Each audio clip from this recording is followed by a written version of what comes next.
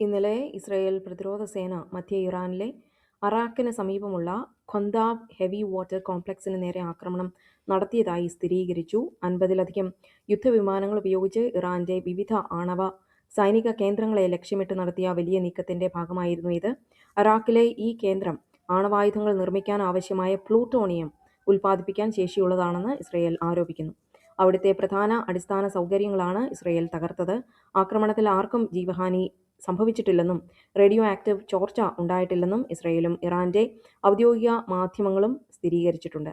അറാക്കിന് പുറമെ യാസ് പ്രവിശ്യയിലെ അർദാഖാൻ yellow cake പ്ലാന്റും, ഇവിടെ യുറേനിയം സംസ്കരിച്ചെടുക്കുന്ന ഒരു കേന്ദ്രമാണിത്, ഇസ്രായേൽ ആക്രമിച്ചു. ഇതിന് ശക്തമായ തിരിച്ചടി നൽകുമെന്നാണ് ടെഹ്റാൻ പ്രഖ്യാപിച്ചിരിക്കുന്നത്. ഇസ്രായേൽ-ഇറാൻ യുദ്ധം ആരംഭിച്ചതിന് ശേഷം ആദ്യമായി യമനിലെ ഹൂതികൾ ഇസ്രായേലിന് നേരെ മിസൈൽ തൊടുത്തു. ഇന്ന് രാവിലെ ഇറാനിൽ നിന്ന് UAEക്ക് നേരെ ക്രൂസ് മിസൈലുകളും ഡ്രോണുകളും തൊടുത്തുവിട്ടു. UAE പ്രതിരോധ സംവിധാനങ്ങൾ ഇവ വിജയകരമായി തടഞ്ഞെങ്കിലും തകർക്കപ്പെട്ട ബാലിസ്റ്റിക് മിസൈലിന്റെ അവശിഷ്ടങ്ങൾ പതിച്ച് അബുദാബിയിലെ ഖലീഫ ഇക്കണോമിക് സോണിൽ, അതായത് ഖെസാഡ് എന്നാണ് അറിയപ്പെടുന്നത്, 3 തീപിടുത്തമുണ്ടായി. ഈ സംഭവത്തിൽ 5 ഇന്ത്യക്കാർക്കും 1 പാകിസ്ഥാൻ പൗരനും പരിക്കേറ്റതായി അബുദാബി ഗവൺമെന്റ് മീഡിയ ഓഫീസ് അറിയിച്ചു. പരിക്കുകൾ സാരമുള്ളതല്ലെന്നാണ് പ്രാഥമിക വിവരം. കുവൈറ്റിൽ അന്താരാഷ്ട്ര വിമാനത്താവളത്തിന് നേരെ ഇന്ന് ഉണ്ടായ ഡ്രോൺ ആക്രമണങ്ങളിൽ റഡാർ സംവിധാനത്തിനും ഇന്ധന സംഭരണികൾക്കും വൻ നാശനഷ്ടങ്ങൾ സംഭവിച്ചു. മരണങ്ങളൊന്നും റിപ്പോർട്ട് ചെയ്തിട്ടില്ലെങ്കിലും ആക്രമണത്തെ തുടർന്ന് കുവൈറ്റ് വ്യോമപാത അടയ്ക്കുകയും വിമാന സർവീസുകൾ അനിശ്ചിത കാലത്തേക്ക് നിർത്തിവെക്കുകയും ചെയ്തിട്ടുണ്ട്.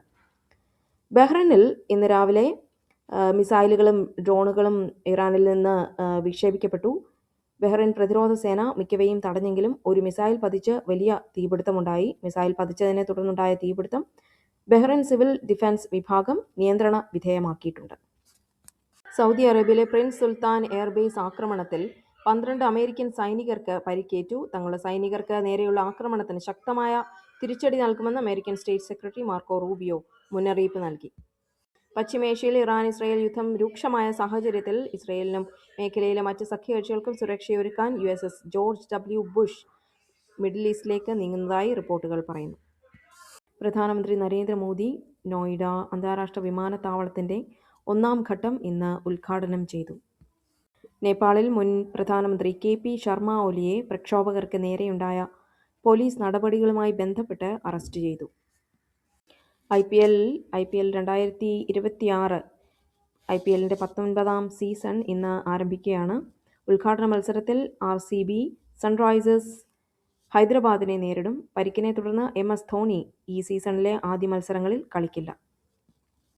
ഏഷ്യാനെറ്റ് ന്യൂസിന് വെള്ളാപ്പള്ളി നടേശൻ നൽകിയ അഭിമുഖത്തിൽ അദ്ദേഹം പറയുന്നത്, UDFന് 100 സീറ്റ് കിട്ടിയാൽ അത് ലോകാവസാനമാണെന്നും LDF തുടർഭരണം ഉണ്ടാകുമെന്നുമാണ് അദ്ദേഹത്തിന്റെ നിരീക്ഷണം.